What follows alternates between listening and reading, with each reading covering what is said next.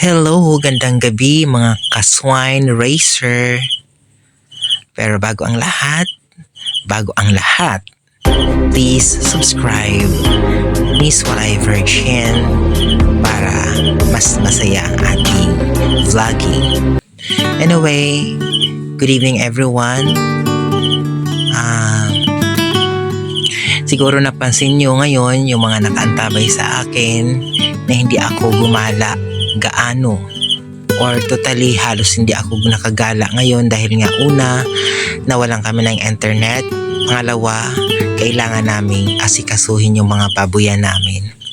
So bali part 1 muna to kasi 3 ang bahay ng baboy namin na kailangan i-isolate.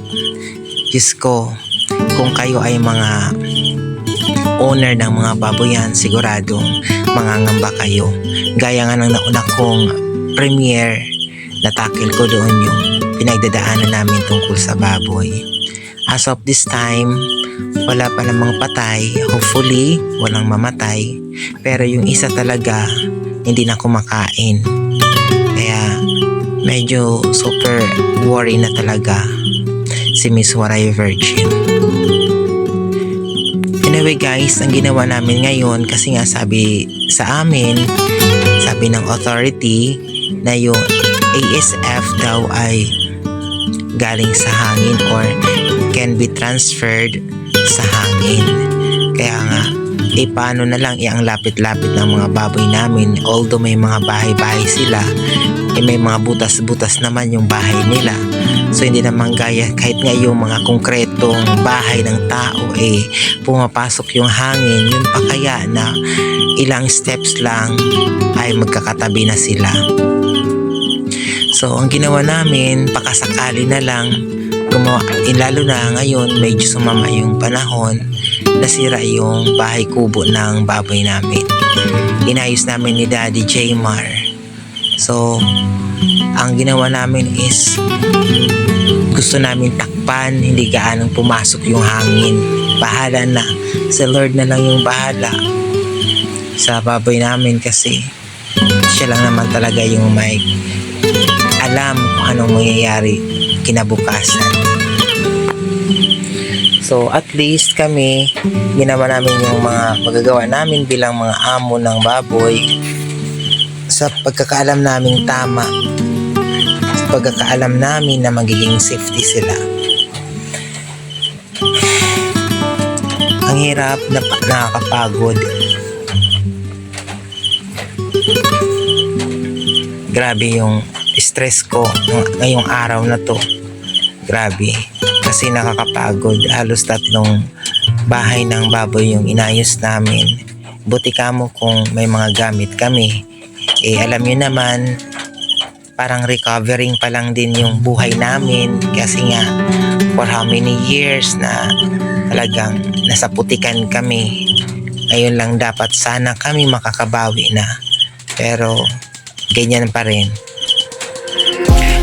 But the good thing is mga okay naman ang aming pangatawan nila dati tsaka yung baby namin. Yun lang, nakakadismaya ay syempre yung effort, yung pera na pinuhunanan namin sa baboy tsaka sa feeds. Alam naman natin na medyo mahal na ngayon yung mga feeds. Kaya medyo nakakasakit sa damdaming isipin na yung puhunan mo in just a blink of an eye mawawala bigla, maglalaho na parang bula. Pero hoping pa rin ako na sana merong matira sa mga baboy namin. Sana may maiwan. Pero mas maigi sana walang mamatay. Kasi ang hirap talaga, grabe. Stress talaga ang naramdaman ko ngayon. Panay tingin ako doon sa nila pwesto. Panay check ako.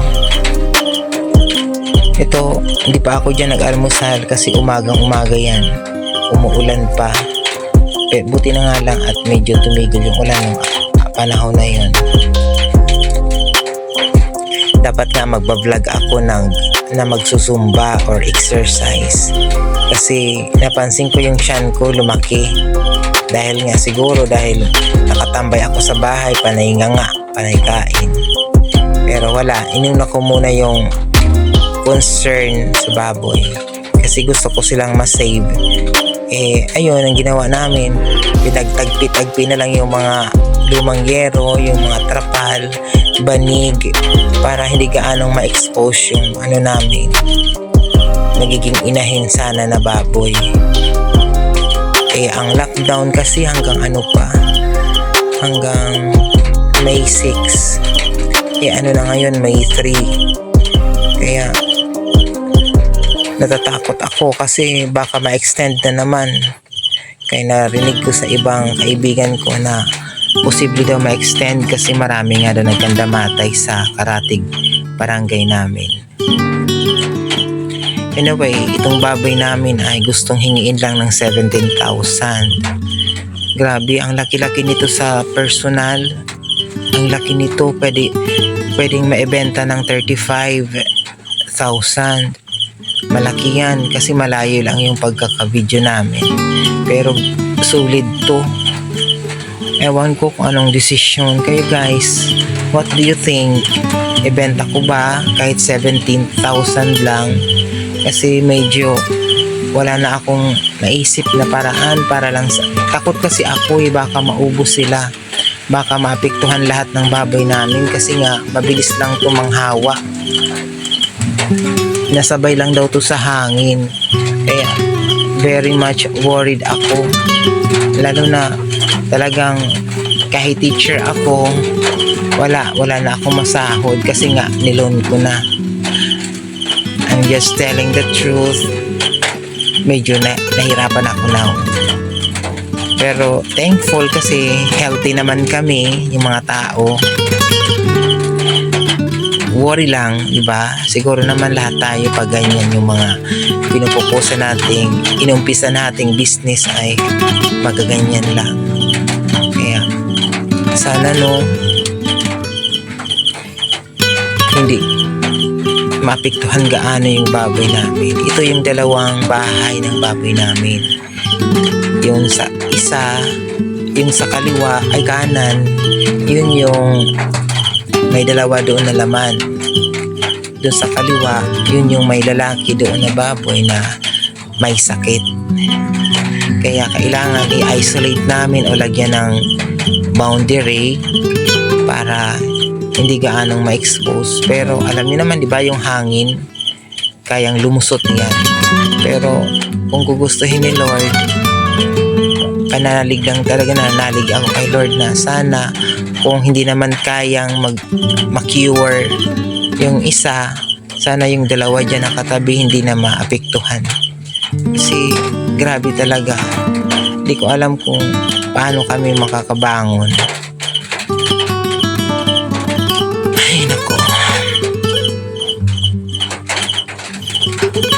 Ang hirap, grabe. Wala na akong ginawa ngayon pero mag-isip ako kung paano yung solusyon na gagawin ko. Kaya hindi ako nag-ikot-ikot ngayon, nagalagala sa YT World dahil paralyzed yung utak ko at katawan kung paano masosolusyonan, kung paano matutulungan yung mga baboy namin. At pangalawa, yung internet nga namin panay off kasi nga panay brown out. Medyo umuulan-ulan kasi ngayon sa amin dito. So guys, pasensya na kung ito lang yung vlog ko. Hindi ako nakasuporta sa inyo. Salamat sa inyo dyan, lalo na kay Tatay Hefty. Kay basta sa inyo lahat dyan. Hindi ko na isa-isahin kasi medyo groggy yung ulo ko. Ang hirap mag-isip. Babay na lang. Sana pagtyagaan nyo na lang yung vlog ko. May part 2 pa to guys. Sige.